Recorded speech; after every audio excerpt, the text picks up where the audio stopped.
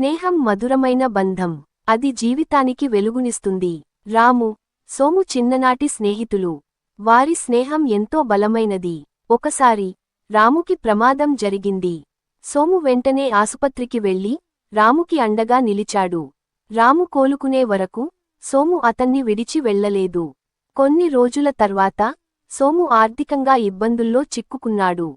రాము వెంటనే తన స్నేహితుడికి సహాయం చేయడానికి ముందుకొచ్చాడు. అతను సోముకి డబ్బు ఇచ్చి అతనికి అండగా నిలిచాడు.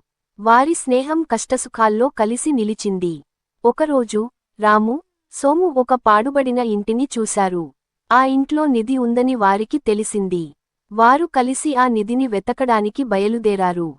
ఎన్నో కష్టాలను ఎదుర్కొన్న తర్వాత చివరకు వారికి నిధి దొరికింది. వారు ఆ నిధిని సమానంగా పంచుకున్నారు.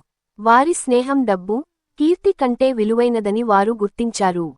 వారి స్నేహం నిజమైన సంపద అని వారు తెలుసుకున్నారు. స్నేహం మధురమైన బంధం. జీవితాంతం మంచి